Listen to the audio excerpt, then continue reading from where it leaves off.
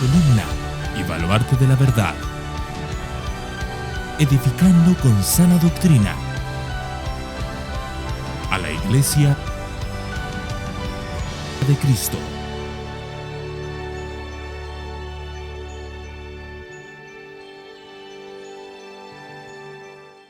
Así que vamos a ir a la palabra del Señor. Hoy seguiremos con Hebreos y empezamos con el capítulo 5. Así que Hebreos capítulo 5, versículos 1 al 4 serán el texto que estaremos trabajando hoy. ¿Alguno ya se ha leído lo del jueves? ¿Alguno ya se ha leído? ¿Sí? ¿Ya van pensando las palabritas para empezar el culto el jueves ya ahí listos? Dios es luz, y no hay tinieblas en Él. Y si alguno anda en tinieblas y dice que tiene comunión con Dios, ¿qué es? Lo ha leído, Muy bien. Hebreos capítulo 5, versículo 1 al 4, dice así la palabra del Señor. Porque todo sumo sacerdote tomado de entre los hombres es constituido a favor de los hombres en las cosas que a Dios se refieren, para presentar ofrendas y sacrificios por los pecados, y puede obrar con benignidad para con los ignorantes y extraviados, puesto que Él mismo está sujeto a flaquezas, y por esa causa está obligado a ofrecer sacrificios por los pecados, tanto por sí mismo como por el pueblo. Y nadie toma este honor para sí mismo, sino que lo recibe cuando es llamado por Dios, así como lo fue Aarón. Hermanos, el texto que vamos a estar trabajando hoy realmente creo que es parte de más. Es decir, lo que más cuesta para mí particularmente como predicador y a la hora de enseñar las Escrituras es saber dónde cortar. Porque cuando yo me pongo a exponer, a enseñar, si el texto es grande, hay una gran posibilidad de que se me vaya el tiempo y me pase del horario. Entonces tengo que encontrar bien dónde hacer los cortes para no hacer una ruptura dramática en los temas. Como que lo que pretendo decir es que al acabar la clase nadie diga, esto se quedó a medias, sino que parezca que haya terminado esa sesión y la siguiente tenga continuidad, pero que no dejemos ningún tema a medias. En el día de hoy se me hacía muy complicado, porque cuanto más leía yo esta parte, cuanto más leía el capítulo 5 de Hebreos, veía que todo está muy unido. Realmente todos los capítulos lo están, pero no encontraba bien dónde hacer el corte. Y les quiero explicar el por qué hice este corte. Porque simplemente por una causa de tiempo. Yo realmente la semana que viene estará muy unido a lo que hoy hemos dicho. Tendremos que tener presente lo que hoy hemos enseñado. Así que el martes próximo yo les pediría, sobre todo a los que toman nota, que la leyeran un poquito para venir con la idea fresca. Pero no me daba tiempo de seguir con 7, 8 versículos más y juntarlos en una hora de clase. Así que prefería incluso arriesgarme a hacer hoy una clase un poquito más corta, que alguno estará pensando, pues no está mal, ¿no? Pero probablemente no vaya a pasar. O sea, yo te digo que era una idea, pero conociéndome, yo con esto me apaño un par de horas. Así que, pero me prefiero arriesgar a que la clase quede un poquito más corta, incluso que se puedan estar saludando un ratito más después, que no a tener que dejarlo a medias. El título del mensaje de hoy, he querido ponerle esto, 7 requisitos o 7 cualidades de un sumo sacerdote. A lo largo del libro de Hebreos hemos visto cómo el Señor está siendo completamente exaltado. Jesucristo está siendo puesto en lo alto, por encima de Moisés, por encima de los ángeles, como la revelación final y definitiva de Dios. Y ya se ha hablado de Jesús como esa figura, como un sumo sacerdote. Pero parece que hay como un nuevo bloque de mensajes que empieza ahora en el capítulo 5. La figura del sumo sacerdote relacionada con Jesús ahora va a estar en el 5, va a estar mucho en el 7, va a estar apareciendo en más de una ocasión. Es decir, vamos a estar hablando mucho de esa palabra, sumo sacerdote. Y por eso he querido separar primero esto. Porque lo que va a hacer el capítulo 5 de Hebreos es empezar hablando de un sumo sacerdote común. Incluso va a mencionar a Aarón. Va a decir, mira, esto, y al final ha terminado diciendo, como Aarón. Pero justo después de ese versículo, y por eso ahí hice el corte y seguiré la semana que viene, hace el contraste y dice, es como un sin embargo, como pero Cristo, a diferencia de Aarón, y por eso hice aquí el corte. Porque vamos a estar viendo características de un sumo sacerdote. Hoy vamos a hablar de 7, de un sumo sacerdote normal, como era el caso de Aarón, un hombre común, un hombre normal y corriente. Y lo que vamos a ver en los siguientes estudios que hablan del sumo sacerdocio de Jesús son 2 cosas. Por un lado, las cosas que Jesús compartía con ellos. Es decir, si un sumo sacerdote tenía que tener unas características, Jesús las tenía que tener si es sumo sacerdote. Pero por otro lado, cuando vemos esos sumos sacerdotes, tenían unas características que Jesús no las tenía. Eran mucho mejor, porque eran imperfectos. Entonces, lo que nos va a mostrar los estudios a lo largo de las semanas en cuanto al sumo sacerdocio de Cristo es qué tiene en común y qué lo hace mejor. Por un lado veremos cosas que dirán, mira, Jesús también. Mira, Jesús también. Pero por otro lado veremos cosas como Jesús mejor. Jesús mucho mejor. Y entonces hoy veremos un poco eso. Veremos solo las características de un sumo sacerdote normal, como el caso de Aarón, pero ya nos harán pensar en Jesús. Aunque ese no será el tema de hoy, los contrastes y las comparaciones vendrán a partir de la semana que viene, que además entra un personaje del que se dice mucho, y es el gran personaje, uno de los personajes más misteriosos de la Biblia, aparecerá ahí en nuestro próximo estudio, que es un nombre que algunos ya habrán oído, como es Melquisedec, se ha dicho mucha cosa, y yo he pedido mucha gracia a Dios para no meter la pata en ese tema. Pero hoy vamos a quedarnos con esto. Y yo en estos versículos he encontrado 7 características. 7 características. Así que empezamos con la primera. La primera característica de un sumo sacerdote que yo veo en este texto es la siguiente. Debe de ser un hombre. Y yo sé que algunas características las verán muy absurdas y dirán, no, pero lógico. Pero es una. Debe ser un hombre. El primer versículo empieza así. Porque todo sumo sacerdote tomado de entre los hombres, todo sumo sacerdote tomado de entre los hombres. Así que la primera característica que vemos de los sumos sacerdotes es que eran tomados del pueblo. Estaba el pueblo de Dios y del mismo pueblo de Dios de entre los hombres era tomado el sumo sacerdote. La palabra hombre aquí no se refiere a género masculino, realmente se refiere a hombre como cuando la Biblia se expresa hombre hablando de la humanidad. Se refiere que era un ser humano, que era parte de la humanidad, parte del pueblo. A pesar de que sabemos que los sacerdotes que Dios escogía eran todos varones, pero en este caso la palabra no va para allá. Pero sabemos por otras cualidades que vemos en la Escritura que debían ser varones. No vemos ninguna parte familiar femenina ejerciendo en el pueblo de Dios de manera lícita y legal y mandada por Dios el sacerdocio. Siempre lo hacían varones. Pero la primera característica es esta, debía ser un hombre. Éxodo 28, 1 y 2 dice así.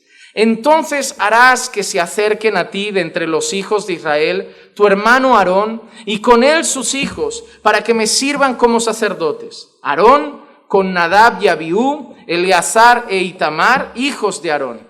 Y harás vestiduras sagradas para tu hermano Aarón, para gloria y para hermosura. ¿Quién da esta orden? Es el Señor. Una de las cosas que veremos luego es que quien levantaba a los sacerdotes, quien escogía a los sacerdotes era Dios. Dios da una orden a Moisés y le dice, mira Moisés, de entre tu pueblo, de entre tus hermanos, de entre la nación de Israel, coge a tu hermano Aarón. Toma a Aarón, coge a Aarón y tráelo con sus hijos. ¿Y qué tienes que hacer con él?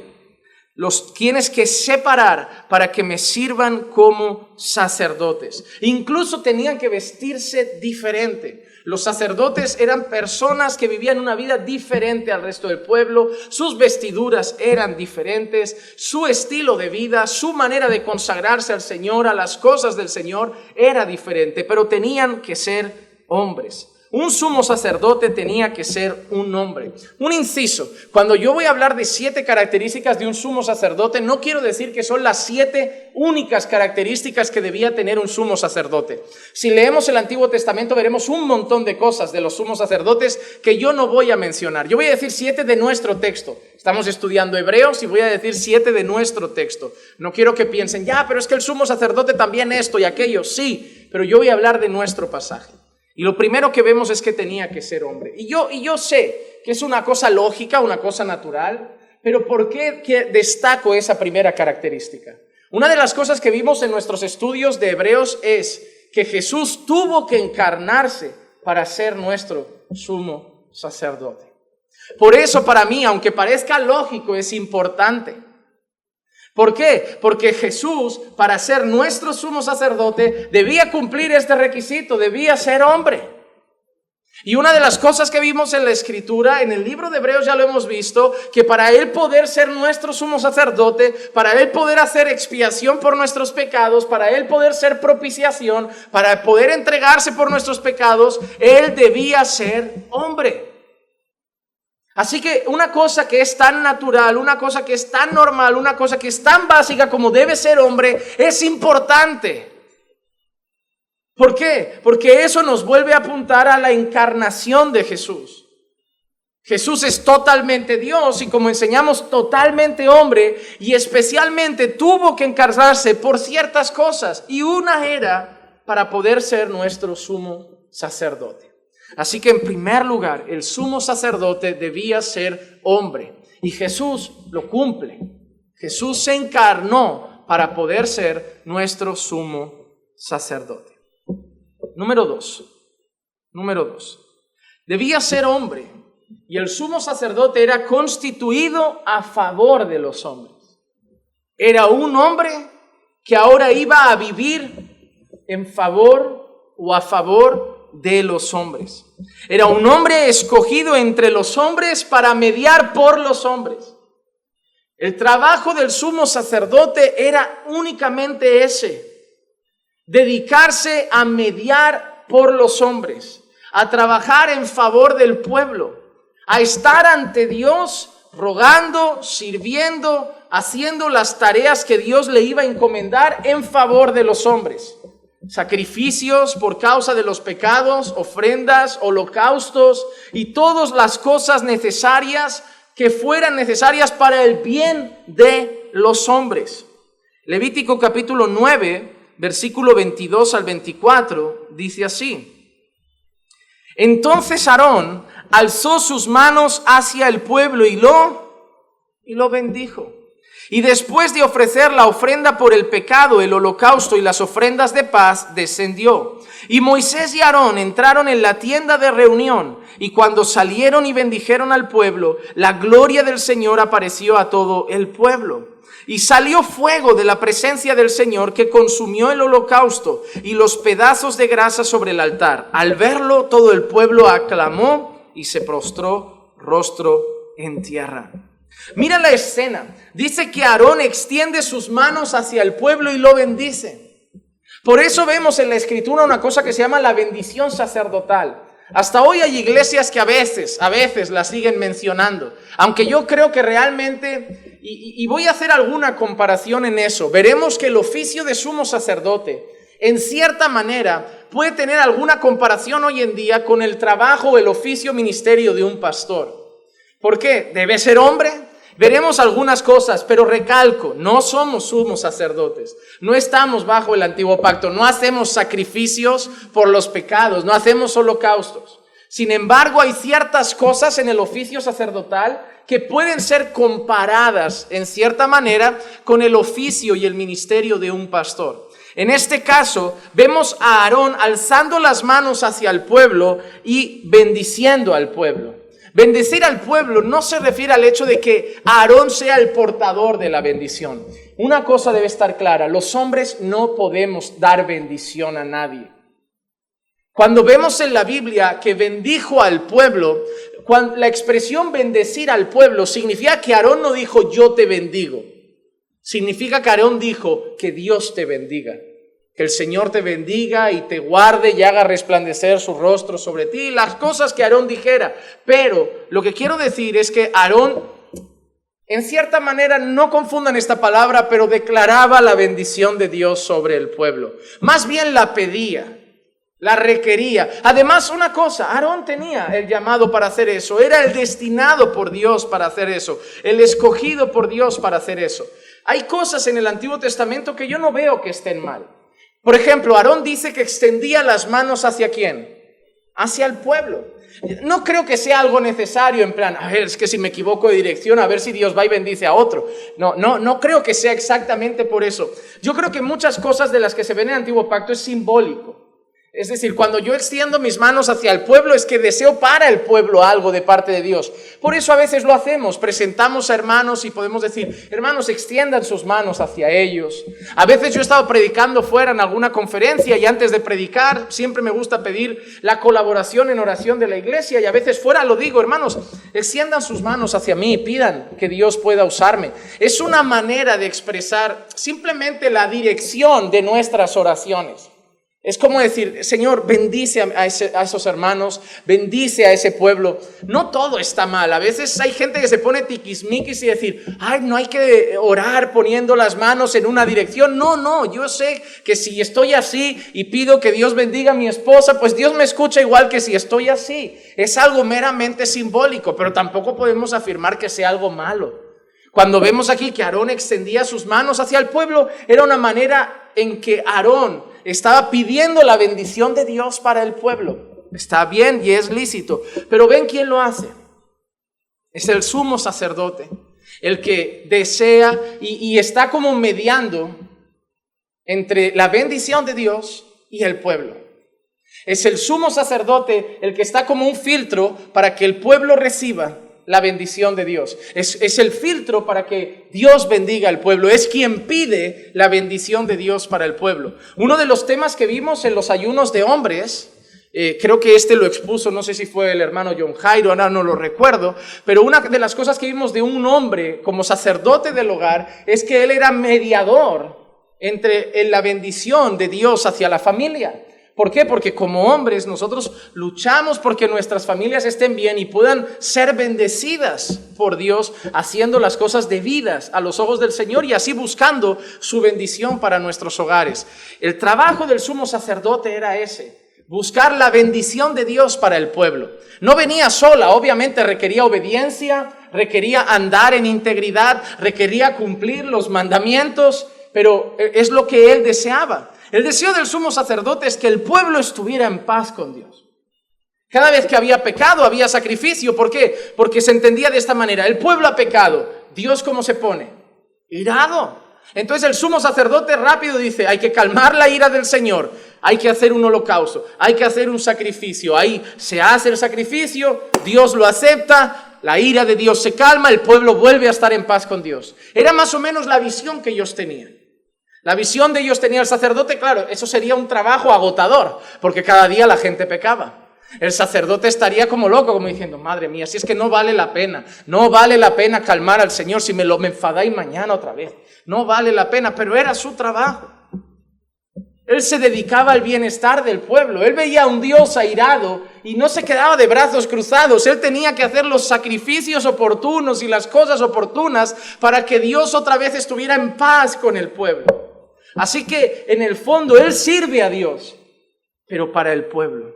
Él sirve a Dios en favor del pueblo.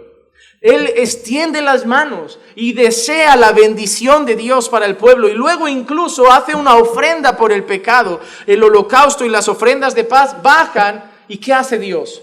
Lo consume con fuego. ¿Y qué pasa? Cuando Dios consumía un sacrificio, cuando Dios consumía un holocausto, ¿alguien sabe lo que significaba? Que lo había aceptado. Era buena señal, o sea, si caía fuego, en ese sentido el fuego era bueno, porque significaba aceptación de Dios. Dios aceptaba el sacrificio, Dios aceptaba el holocausto. ¿Quién lo había hecho? Aarón. ¿Quién había pedido la bendición de Dios al pueblo? Aarón. Y luego Dios responde consumiendo el holocausto. Lo que Dios le está diciendo a Aarón es, está bien, estamos bien con el pueblo. El trabajo de Aarón era ese. Era un hombre, primera característica. Segunda, puesto en favor de los hombres. Cuando vemos a los pastores, en cierta forma es lo mismo. Repito, no somos sumos sacerdotes, que nadie diga el pastor dice que él es Aarón. No, nada por el estilo, no vengo de la tribu de Leví, no tengo nada de eso, no sé ni de dónde vengo, la verdad. Una vez me dio por mirar esto de los antepasados y me aburrí, yo ni me lo creía. Que si portugués, que si de todo. Yo dije, vamos a parar por ahí, que igual llevo a Judas Iscariote. Mejor no investigar. mejor no investigar que vete a saber lo que encuentras por el camino. Pero hay algo que sí es cierto, los pastores son hombres. Y es algo que veremos luego en Aarón, que son hombres débiles. A veces la gente cree que Aarón era un superhéroe, que Aarón era una persona impecable, que no cometía un fallo. Y la verdad es que la gente lo quería, porque él era el referente espiritual del pueblo. Si te esperabas fallar a alguien, no era el sumo sacerdote, porque si él era el que se cansaba todos los días de enseñar la palabra, de decirnos cómo andar, de llamarnos a ser íntegros, si él falla, nadie lo esperaba. Pero la verdad es que Aarón era débil y también falló en más de una ocasión. Los pastores, la primera cosa que deben entender es que son hombres. Hermano, ustedes no honran a los pastores porque son perfectos. Ustedes no honran a los pastores porque son impecables, intachables y no tienen ni un solo defecto. Honran a los pastores por la labor que hacen en favor de ustedes, pero deben reconocer que son hombres débiles. Deben reconocer que son hombres débiles. Con todos los pastores que usted ve por la tele, lo que pasa es que usted solo lo ve en YouTube, en la pantalla, pero cuando uno los conoce, les confiesan luchas. Y les confiesan debilidades. Eso no se ve en YouTube, pero lo tienen. ¿Por qué? Porque son hombres. Son hombres. Nunca olvides orar por tu pastor, por tus pastores, porque son hombres. Son hombres. Hay gente que a veces se le cae el pastor al suelo y dice, ya está. Pierden hasta la fe. No puedes tener la fe puesta en los hombres. No puedes tener. Claro, debemos ser irreprensibles, sí. Pero la palabra irreprensible, cuando Pablo la dice, no es una persona perfecta y sin defecto. Se refiere a una persona que es de una buena moral, que no tiene nada visible, pecaminoso, que lo descalifique para ser un referente para el pueblo. Pero perfecto solo es Cristo. Un día se le va la cabeza, un día se le va el carácter, un día se le va la voz. Y tendrá que pedir perdón a Dios porque ese día se iró, o porque ese día tomó una mala decisión y fue necio, o porque ese día tuvo un mal gesto. Y pedirá perdón a Dios. Eso no lo va a descalificar. Obviamente si es iracundo, si siempre tiene mal carácter, si siempre, entonces sí está descalificado. Los pastores son hombres. Y en segundo lugar, los pastores están puestos en favor de ustedes. Miren, yo sé que ustedes se llevan bien entre ustedes, yo sé que muchos tienen relación, muchos tienen amistad, pero hermano, Dios te ha dado pastores. Dios te ha dado pastores. Cuando necesites orientación, cuando necesites un consejo. Los hermanos están bien, pero a veces me he dado cuenta que algunos hasta son torpes. Van a un hermano porque le caen bien, pero a veces no es ni el que más conoce, ni el más maduro, ni el de mejor testimonio, y acaban recibiendo un consejo torpe por no ir al pastor. Hermano, Dios te ha dado pastores para ti, ¿sabías? Yo creo que no lo entienden. Hermano, los pastores, y yo sé que me dirás, es que hay malos, hay algunos que roban. Hablo de los de verdad. Porque también hay falsos, pero los de verdad, los que Dios levanta y los que Dios escoge son un regalo para vosotros. No somos vuestras chachas espirituales, no somos vuestros empleados, somos los siervos del Señor, pero estamos a vuestro favor. En nuestras oraciones estáis vosotros. Cuando estudiamos la palabra es para alimentaros a vosotros. Cuando vemos qué tenemos que aprender, qué tenemos que enseñar, qué es lo que más necesita, pensamos en vosotros. Yo no pienso que necesita la iglesia de Sugel o la de Paul Washer o la IEG o la iglesia de yo que sé. Yo pienso que necesita caminando por fe. Dios me ha puesto junto a Marcos en ese lugar, para ese lugar, y yo necesito buscar que ese lugar esté bien con Dios. Así como Aarón se preocupaba de que la relación de ese pueblo estuviera bien con el Señor, había sido puesto en favor de los hombres, nuestra preocupación sois vosotros.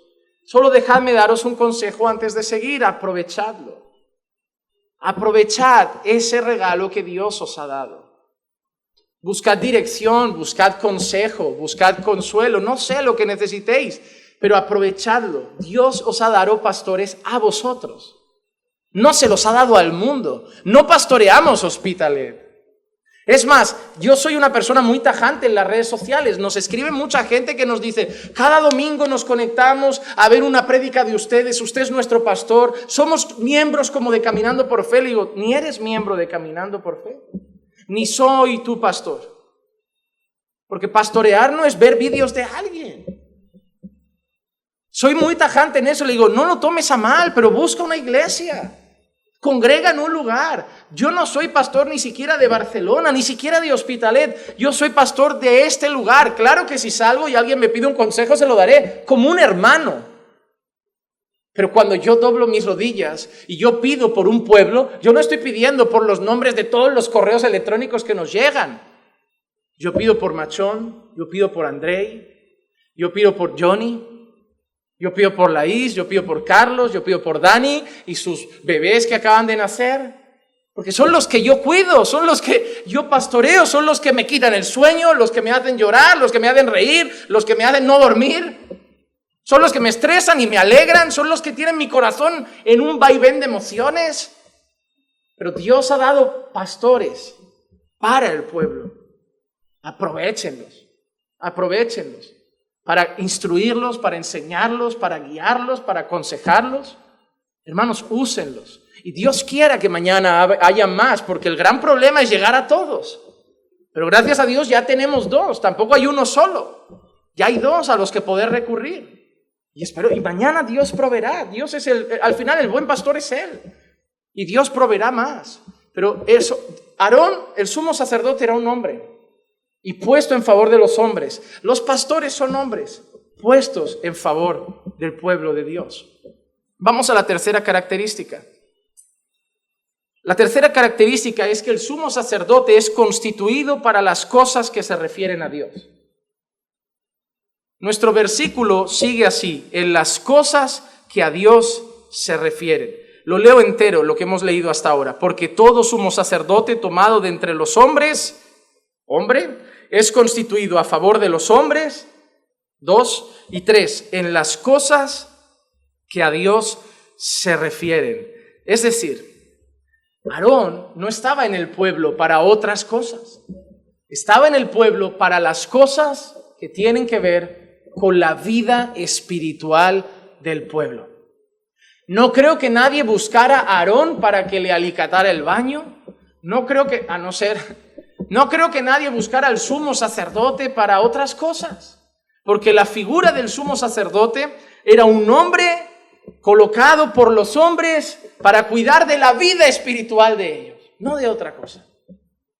Aarón seguramente no era el más colega de todos, seguramente cuando la gente quedaba para pasar un buen rato, Aarón ni estaba. ¿Por qué? Porque Aarón tenía que estar ahí, cuidando que la lámpara no se apagara, que el fuego estuviera todo el día encendido, que las cosas estuvieran bien con Dios. Aarón no tenía mucho tiempo libre, pero solo tenía que hacer una cosa: ocuparse de las cosas que se refieren a Dios. Ocuparse de las cosas que se refieren a Dios. Muchas veces veo a los hombres que quedan para jugar a la pelota y de vez en cuando voy, pero la gran mayoría de veces tengo que decir, no voy. Y algunos hasta insisten, véngase. Y yo a veces me tengo que sentar y explicárselo. Digo, no es que no quiera, es que yo no tengo el tiempo que tenéis vosotros. No lo tengo. Digo, a mí me encanta veros jugar a la pelota y me encanta veros juntos y os digo que si puedo voy. Pero el problema es que tu sábado, que estás 2 horas en la cancha, yo estoy pensando, en 2 horas yo le pego un repaso al sermón de domingo y además empiezo a adelantar un poco del martes y tengo que revisar el correo y tengo que revisar lo del seminario. Entonces yo pienso eso y digo, no puedo ir a jugar. No es que no quiera, es que yo me tengo que ocupar de cosas. Mira cuántos sois. Mira todo lo que hay que hacer. Hay un bautismo en camino, 40 apuntados para un curso de membresía y todavía estamos presentando a los que ya hicieron el otro.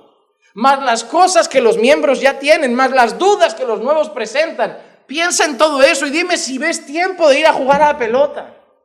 No, es que no lo hay. Yo sé que muchos pastores en el mundo de hoy son vagos. Y la gente empieza a tener un concepto perezoso como, pastor, y creen que están todo el día en una hamaca, hermano. Yo te invito a ir un día a casa cuando acabe la reforma. Pero un día vas a casa y ves que me vas a encontrar en el despacho por la mañana y luego vas a salir y vas a volver a entrar y sigo ahí sentado. Que las sillas cogen forma porque estoy ahí. Son muchas cosas. Pero hay una sola cosa general que tenemos que hacer: ocuparnos de las cosas que se refieren a Dios. El trabajo de Aarón era la vida espiritual del pueblo. La vida espiritual del pueblo. No digo que no podamos tener relación ni tomarnos un café un día, pero normalmente cuando te vas a tomar un café con el pastor, ¿qué esperas? Hablar de tu vida espiritual. Nadie suele hablar del tiempo.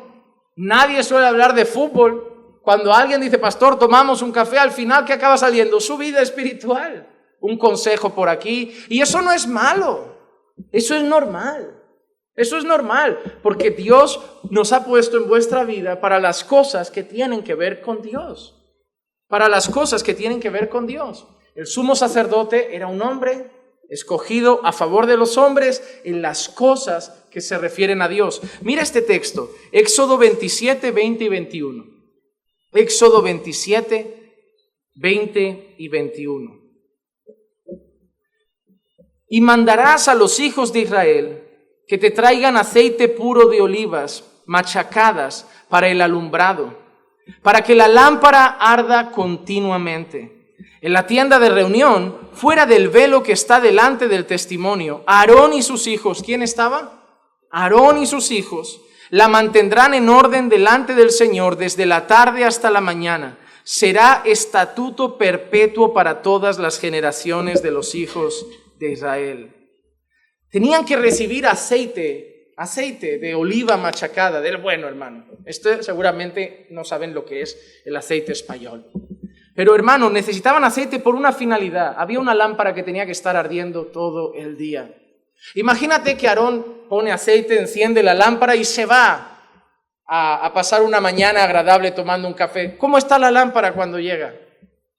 No, debían estar siempre ahí. Ver cómo está la lámpara. Ponle más aceite, ponle más esto, cuida esto, le está dando el aire, no lo sé, pero la lámpara no se podía apagar. Dios había establecido eso. El fuego debía estar ardiendo continuamente.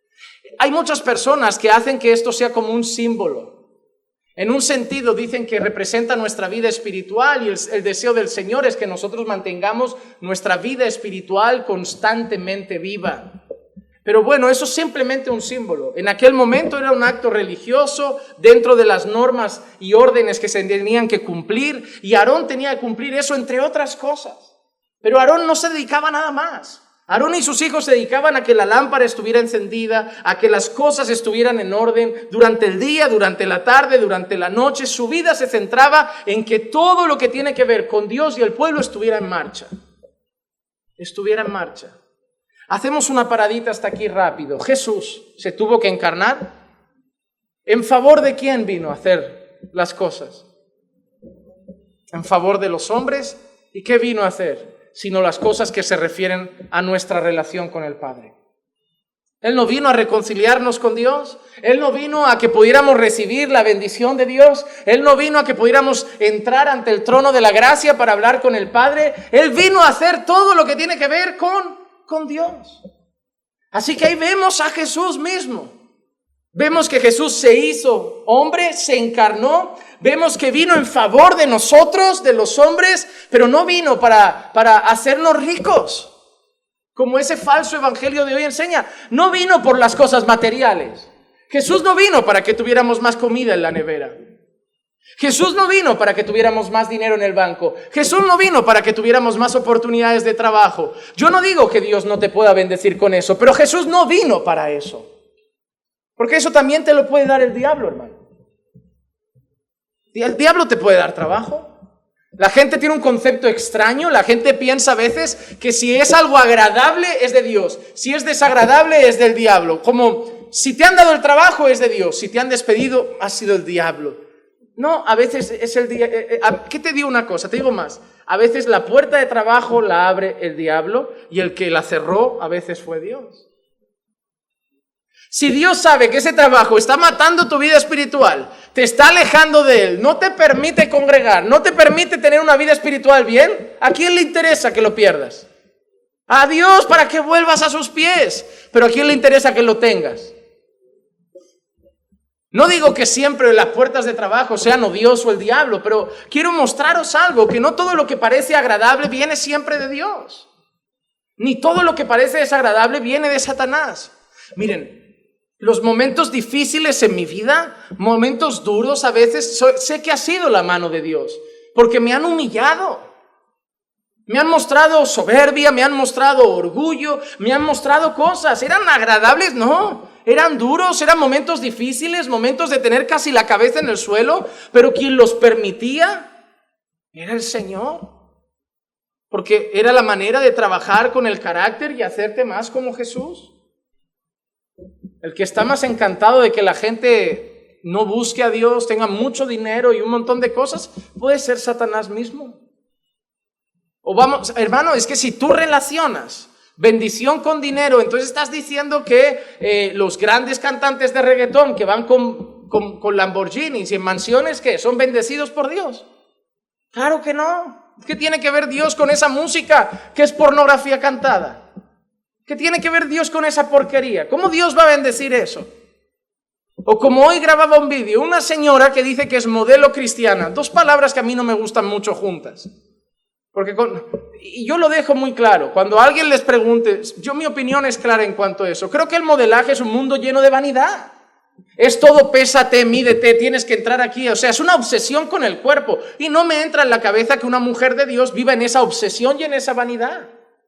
O sea, el mundo del modelaje. Tú puedes ser bonita y que alguien te haga una sesión de fotos, pero el mundo del modelaje es una medida constante de cada centímetro de tu piel, cada peso, cada cosa, un mundo de competitividad y de exhibicionismo, porque al final el modelaje es ponte delante y que vean lo bello que eres. Entonces no veo nada cristiano en ese mundo. Pero lo peor es que esa chica, esa señora, decía que es cristiana y ella trabaja en una plataforma que se llama OnlyFans, que es como de transmitir en vivo, hacer cosas. Yo lo busqué un poco en información porque no la conocía, pero es eso, de transmitir en vivo tu contenido. Y el contenido de esta señora es quitarse la ropa. Quitarse la ropa.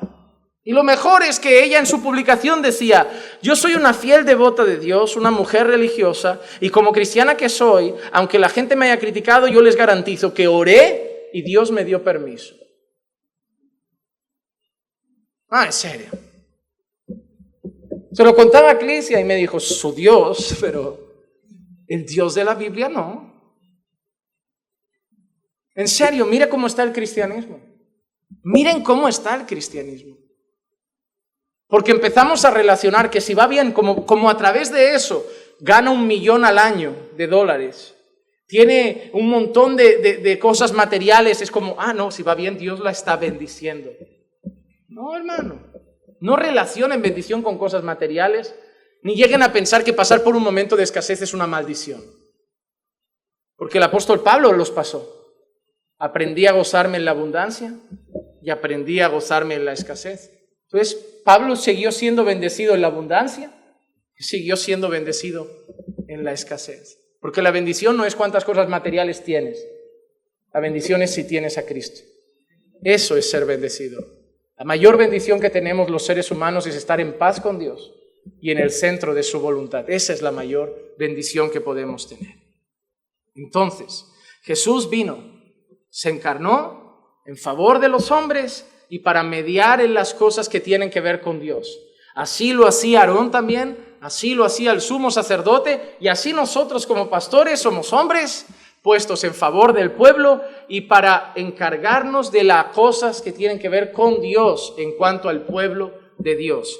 Vamos a la cuarta característica. Una de las características principales de un sumo sacerdote es que en esas cosas que se refieren a Dios, una de las más comunes era mediar por los pecados de los hombres. Mediar por los pecados de los hombres. Nuestro texto sigue diciendo, para presentar ofrendas y sacrificios por los pecados. Por los pecados. Una de las cosas que hacían en favor de los hombres y en relación con Dios era trabajar en la mediación de los pecados de los hombres, en el sentido de calmar la ira de Dios cuando los hombres pecaban a través de ofrendas, de sacrificios, de holocaustos. Vamos a ver algunos textos. Levítico 4:13, mira qué dice. Si es toda la congregación de Israel la que comete error y el asunto pasa desapercibido a la asamblea y hacen cualquiera de las cosas que el Señor ha mandado que no se hagan, haciéndose así culpable, sigue el versículo 16 y 17. Entonces el sacerdote ungido traerá sangre de novillo a la tienda de reunión, mojará el sacerdote su dedo en la sangre y la rociará 7 veces delante del Señor frente al velo. Pero mira quién había pecado. El versículo 13, mira quién decía, sí, si es quién. Puedes pasar al anterior, Diego. Si es toda la congregación de los hijos de Israel, toda la congregación de Israel. Había veces que todo el pueblo pecaba contra Dios. Todo el pueblo pecaba contra Dios. Porque a veces pensamos que la gente peca, y sí peca, pero había momentos en que todo el pueblo había pecado contra Dios. Y lo más interesante es que dice, y el asunto pasa desapercibido a la asamblea. Hermano, a veces me da la sensación de que las cosas están así hoy en día. Que la iglesia a veces está andando mal y las cosas pasan desapercibidas. Como si la gente mirara a otro lado. Hermano, ¿sabes qué? Creo que la iglesia, no caminando por fe, la iglesia del Señor está entrando ese pensamiento de que cada uno se meta en sus asuntos. Eso es del mundo, ¿sabías? Eso no es de Dios. Eso de que cada uno se meta en sus asuntos no es de Dios. Es más, ni en el mundo era así antes. Cuando mi padre se iba a trabajar y yo estaba en la calle, si yo hacía alguna trastada, si un vecino me pillaba, si cualquier conocido de la familia me veía, yo ya temblaba, porque sabía que él se sentía responsable de reñirme y además garantizar que iba a estar delante de mi padre. Y a mí una vez un vecino me llevó incluso, ven, cuéntale a tu padre lo que has hecho. Y yo, cuéntaselo, Juan, que tu hijo te cuente lo que... Ahora no, ahora ningún vecino hace eso. El niño le dice, ves tú a hablar con mi madre y te va a decir dónde te puedes meter en tus asuntos tú. Pero antes era así, había como una ayuda. Ahora tú le dices al niño, niño, ¿qué haces? ¿Acaso eres mi padre? ¿Dónde? Antes no era así. Porque ahora vivimos la generación de que cada uno se meta en su vida. ¿Por qué? Te digo por qué, porque cada vez somos más arrogantes, más orgullosos, más soberbios y ahora somos intocables.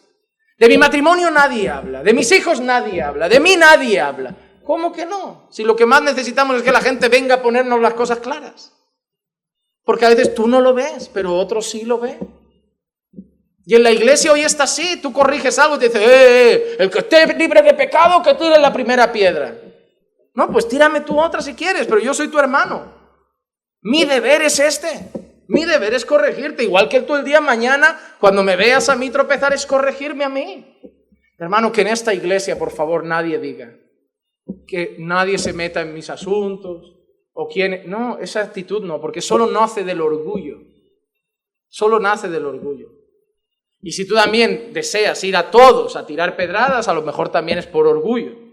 Al final vamos a matar ese orgullo, que es lo que más nos destroza.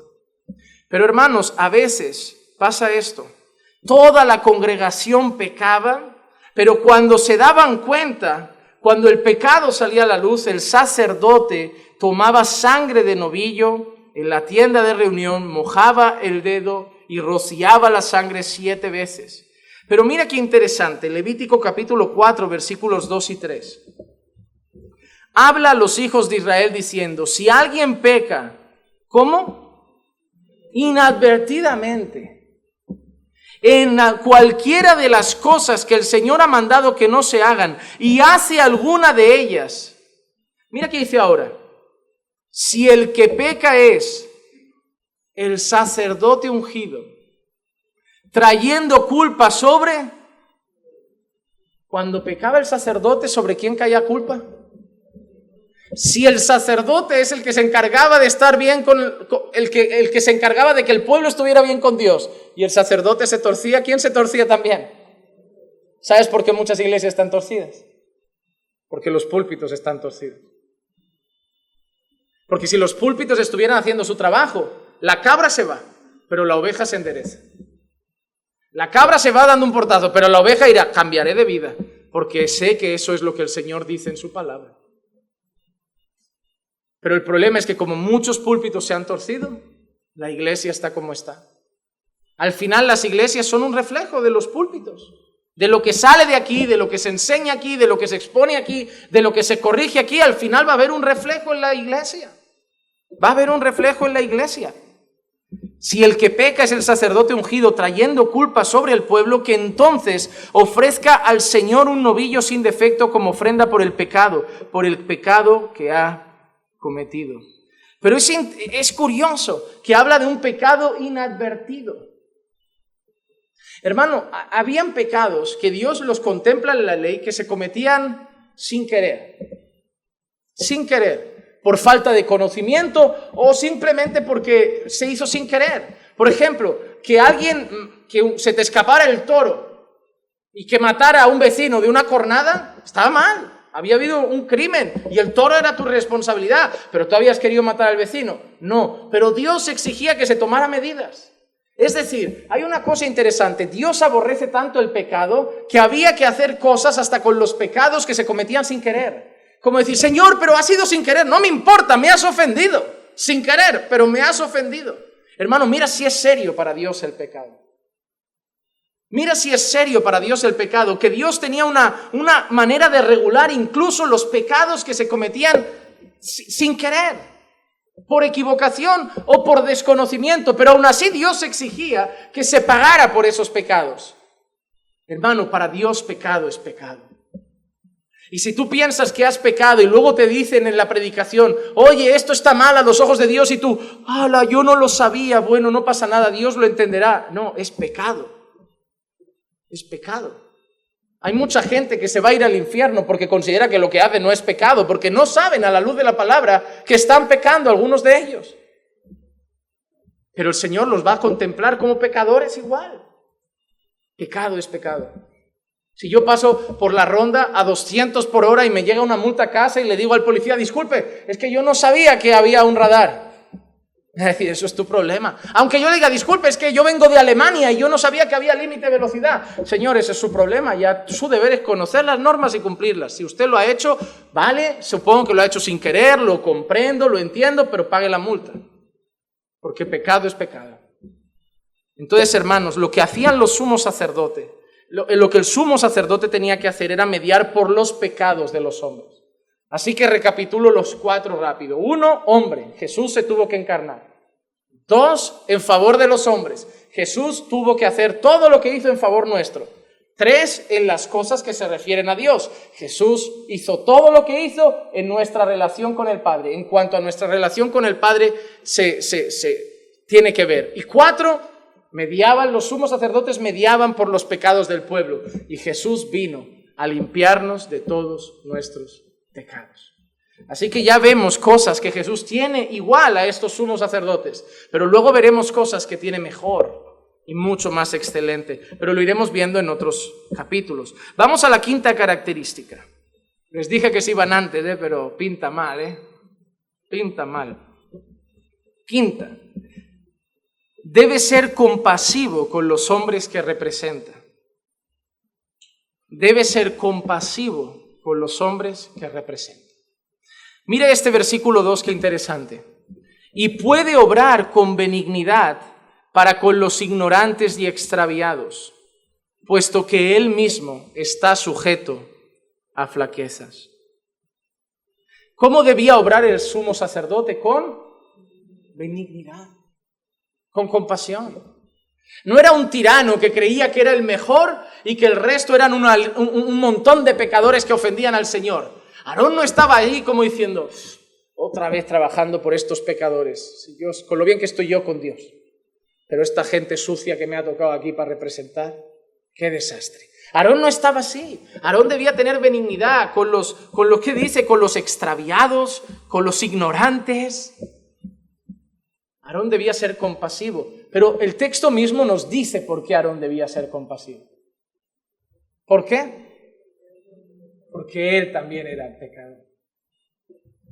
Aarón, sé compasivo con ellos. ¿Por qué? Porque mañana vas a hacer sacrificios por ti mismo. Porque tú también pecas. Hermano, solo se puede ser orgulloso cuando tú crees que tú no eres lo que otros son, pero cuando tú reconoces que todos son pecadores, ya queda poco orgullo en el jarrón. Ya, pero yo no soy... ya vienes con ¿qué? ¿Con grados de pecaminosidad? Yo no soy tan pecador. Ya, pero mi pecado no es como el de él. No lo mires tú, míralo delante de Dios. Tu pecado a ti te parece poco, pero ¿qué le parece a Dios? Te aseguro que tu pecado que a ti te parece poco y el suyo que le parece escandaloso, si él lo arregla con Dios y tú el tuyo pequeñito, que tú dices que es pequeñito, no, él estará bien y tú seguirás igual de mal. Tú estarás peor que esa persona. Y a ti te parecía que el tuyo era pequeño. Es más, te digo una cosa, si tú eres de los que piensan que tu pecado es menor, tú tienes mucho más problemas para llegar a arrepentirse. Porque uno de los principales obstáculos para el arrepentimiento es creer que tu pecado es poca cosa. Y creer que tu pecado es poca cosa, sea el que sea, sea mentir, orgullo, codiciar, sea el que sea, creer que tu pecado es poca cosa, yo creo que tiene dos cosas. Uno, orgullo como una casa, y dos, falta de conocimiento de Dios. Porque si tú crees que hay un pecado pequeño es porque todavía no lo has puesto al lado de la luz del mundo. Porque al lado de esa luz, el violador da asco, pero el orgulloso también. Al lado de la luz de Dios, de la santidad de Dios, de la gloria de Dios, de la pureza de Dios, el asesino da asco, pero el chismoso también.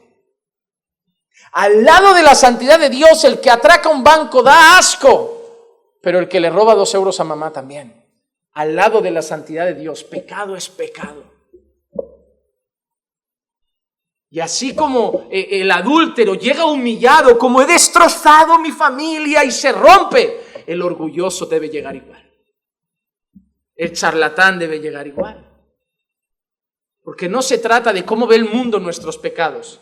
Porque como vayas al mundo te va a decir, pero si eso no es nada, eso no es nada. La cuestión es cómo nos ve Dios, no cómo nos ve el mundo.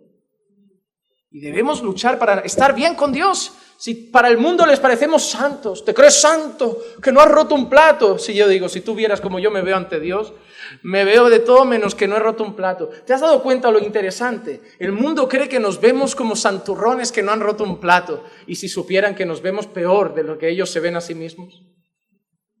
Porque ellos se sienten buenos. Y nosotros nos sentimos miserables. ¿Te das cuenta de lo que ha hecho Dios en nosotros?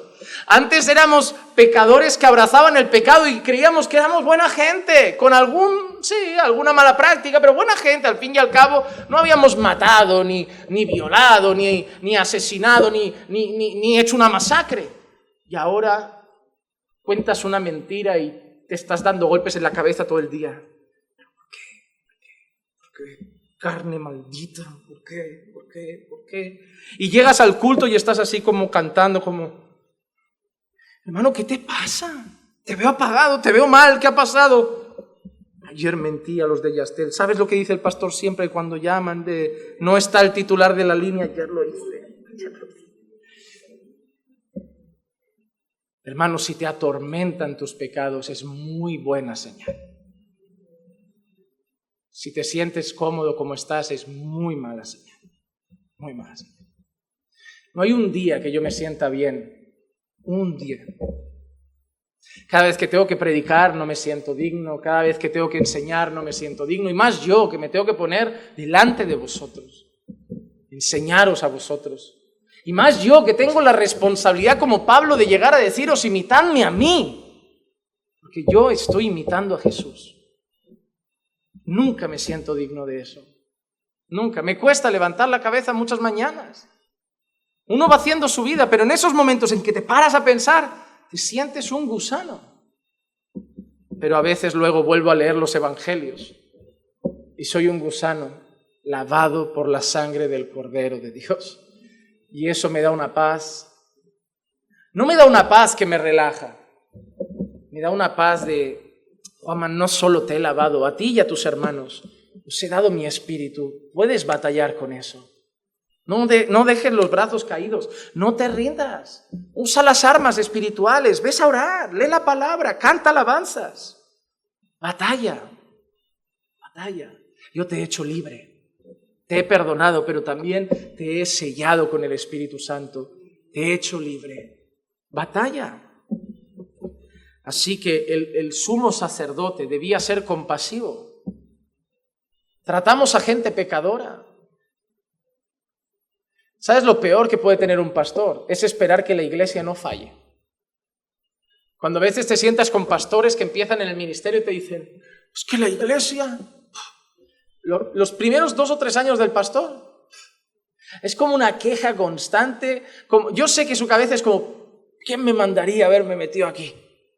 Lo pasan fatal porque ¿sabes lo que le pasa al pastor? Que empieza a tener los mismos problemas que hay en todas, pero él no se los esperaba. Porque uno piensa, voy a ser pastor del pueblo de Dios. Creyentes, gente de oración, gente humilde, que imitan a Cristo. ¿Qué vamos a tener problemas entre la gente de Dios? Y empiezan a pastorear y que una división, que una crítica, que una puñalada, que una de esto, y el pastor, ¿pero qué pasa aquí? ¿Qué estoy pastoreando yo? Y cuando te juntas con otros pastores y abres el corazón y te dice, pero Juan Manuel, es que mira, ha pasado esto, y tú lo miras, porque él te lo dice en plan, no, pero ¿qué iglesia tienes? Espera que le digas algo así. Y le pone la mano encima y le dice, bienvenido al club.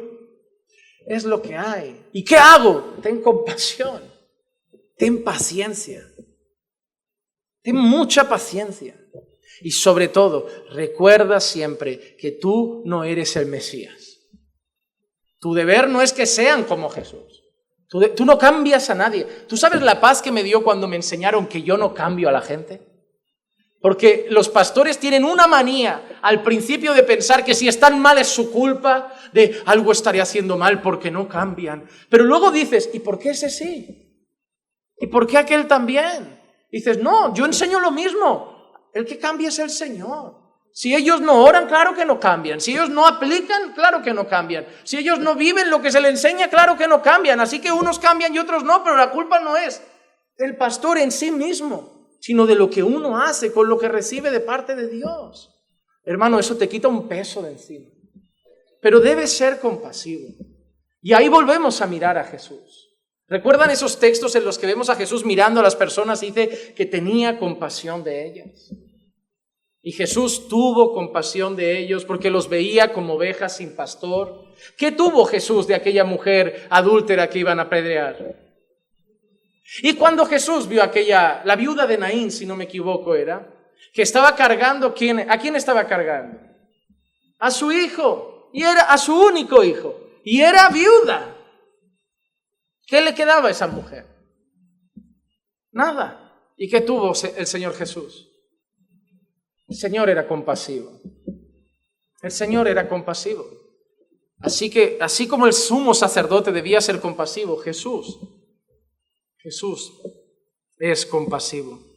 Sexta característica del sumo sacerdote, y esa sí que no aplica para Jesús, está muy relacionada con lo que hemos dicho al final de antes. Él mismo está sujeto a flaquezas. ¿Por qué? Porque el sumo sacerdote tiene otra característica peculiar. Es un hombre pecador. Y no significa que Dios en la lista de el sumo sacerdote debe ser esto y pecador. No quiero decir eso. Quiero decir que todos los hombres lo son. Y que el sumo sacerdote también. Igual esta frase que voy a decir ahora te suena rara, pero ¿tú sabes que te pastorea un hombre pecador? ¿Lo tienes claro? Porque a lo mejor crees que no. Yo no sé si algunos en su cabeza tienen como, no, está el Santísimo Dios, los perfectos pastores y el sucio pueblo. No así. Está el Santo Dios y pecadores. Pero, a ver, pecadores redimidos, pecadores que tienen al Espíritu Santo, pecadores que no practican el pecado, pero que siguen batallando con la carne, pero al fin y al cabo, pecadores. Como veremos también en la carta de Juan, el que dice que no tiene pecado, miente. Vamos a disfrutar mucho de esa carta. Vamos a disfrutar mucho. El sumo sacerdote es un hombre pecador. Versículo 3 dice, y por esa causa, ¿por qué causa? Porque él mismo está sujeto a flaquezas, a debilidades, está obligado a ofrecer sacrificios por los pecados, tanto por sí mismo como por el pueblo. Y yo quiero leeros rápido, antes de ir a la última característica, uno de los momentos donde se vio más y más claro que Aarón era pecador. Éxodo 32, del 1 al 5. Cuando el pueblo vio que Moisés tardaba en bajar, una cosa, ¿Aarón ya era sumo sacerdote ahí, sí o no? ¿Sí o no? Antes hemos leído un texto previo que Dios lo llama. Ok, el pueblo tiene un sumo sacerdote. ¿Qué tiene que hacer el sumo sacerdote? Hacer que el pueblo ande bien con Dios, ¿verdad? Ok, tengan eso en mente para ver la gran idea que tiene el Señor Aarón hoy. Cuando el pueblo vio que Moisés tardaba en bajar del monte, la gente se congregó alrededor ¿de quién? Pues vamos a buscar al sumo sacerdote, que tenemos una gran idea. Se congregó alrededor de Aarón y le dijeron: levántate y haznos un Dios que vaya delante de nosotros. Claro, con nosotros no vamos a hacer un Dios, tú eres el de la vida espiritual del pueblo, tú eres el que se relaciona con Dios por nosotros, ¿no? Entonces, haznos un Dios que vaya delante de nosotros. En cuanto a este Moisés, ya no era Moisés el libertador, ya no era Moisés el gran amigo del pueblo, el que intercedía por el pueblo. Ahora ya, como ya no está, es este Moisés. En cuanto a este Moisés, el hombre que nos sacó de la tierra de Egipto, no sabemos qué le haya acontecido. Y Aarón les dijo, pues ¿sabes qué esperaba yo ahí? Que Aarón les dijera: pero ¿estáis locos?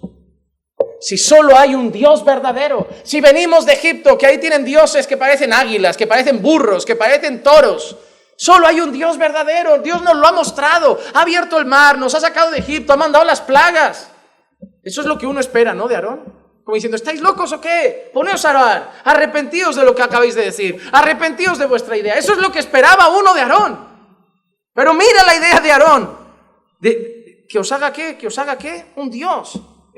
Pues vale, empezad a quitar los pendientes.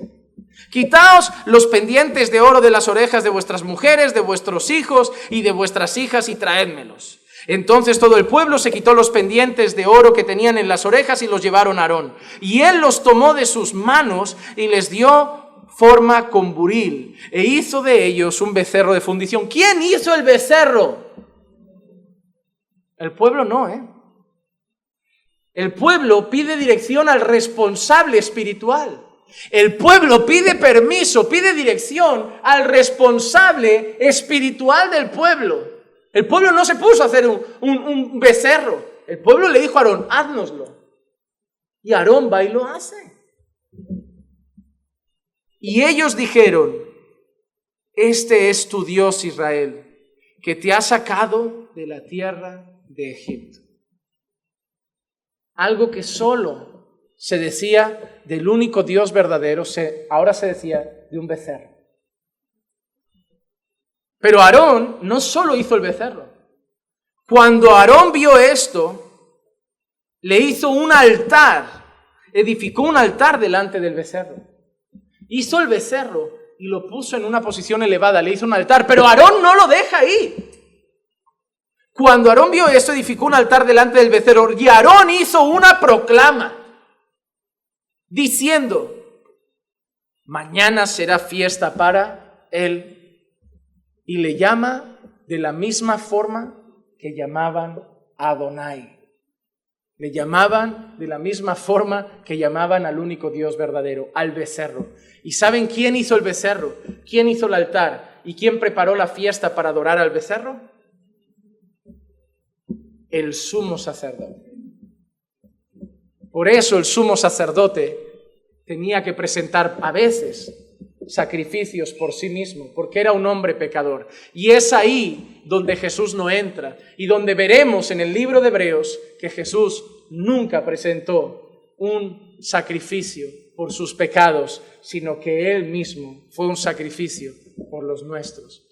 Ahí veremos que nosotros no tenemos un sacerdote como Aarón, tenemos un mucho mejor, más grande sumo sacerdote, más excelente sumo sacerdote, más puro, más glorioso, más santo, más perfecto sumo sacerdote, porque Él nunca pecó. Y número 7, la última característica: el sumo sacerdote es constituido por Dios. Hermano, Dios sabía que Aarón era pecador. Dios sabía que Aarón le iba a fallar, pero aún así Dios elige a Aarón. Mira lo que dice nuestro texto, el versículo 4. Y nadie toma este honor para sí mismo. ¿Qué honor? El de ser sumo sacerdote. Nadie se pone a sí mismo, a pesar de que hoy muchos se autoproclaman pastores, hasta apóstoles y profetas. La realidad es que nadie se podía autoproclamar sumo sacerdote. Nadie toma este honor para sí mismo, sino que lo recibe cuando es llamado por Dios, así como lo fue Aarón. Así como lo fue Aarón. En Éxodo 40, 12 al 16 leemos: entonces harás que Aarón y sus hijos se acerquen a la entrada de la tienda de reunión y los lavarás con agua. Y vestirás a Aarón con las vestiduras sagradas, lo ungirás y lo consagrarás para que me sirva como sacerdote. También harás que sus hijos se acerquen y les pondrás las túnicas y los ungirás, como ungiste a su padre, para que me sirvan como sacerdotes. Y su unción les servirá para sacerdocio perpetuo por todas sus generaciones. Y Moisés hizo conforme a todo lo que el Señor le había mandado, así lo hizo. Fue Dios el que eligió a Aarón. Fue Dios el que eligió a una tribu separada para él, a una familia separada para el sacerdocio. Es más, en una ocasión habían habido rebeliones, había habido revueltas, se habían levantado contra Moisés, se habían levantado contra Aarón. La gente estaba protestando por todo y ya no confiaban en el sacerdocio de Aarón. Se puso en duda el sacerdocio de Aarón. Y mira lo que pasa en Números 17, 6 al 8. Habló pues Moisés a los hijos de Israel y todos los jefes de ellos le dieron varas, una por cada jefe según sus casas paternas, 12 varas con la vara de Aarón entre sus varas. Y Moisés colocó las varas en la tienda del testimonio delante del Señor. Y aconteció que al día siguiente Moisés entró en la tienda del testimonio y aquí la vara de Aarón de la casa de Leví había retoñado y echado botones y había producido flores y almendras maduras. Hubo un momento que pusieron en duda el ministerio de Aarón, el sacerdocio de Aarón. Entonces en ese momento deciden hacer algo. De cada tribu toman una vara y la ponen allí delante de la tienda de reunión, las 12, para ver qué pasa, que Dios elija, que Dios diga a qué tribu respalda, que Dios diga a qué familia respalda, que sea Dios. ¿No estáis de acuerdo? Ok, pongamos y a lo mejor Dios cambia de idea y ahora elige al jefe de otra tribu. Pero cuando vuelven al día siguiente, la vara que había florecido volvía a ser la vara de Aarón. Aarón era un pecador, pero un pecador que había escogido Dios para esa tarea. Como digo, pecador no significa que practica el pecado, que abraza el pecado, pero eres débil, sujeto a flaquezas, pero había sido escogido por Dios.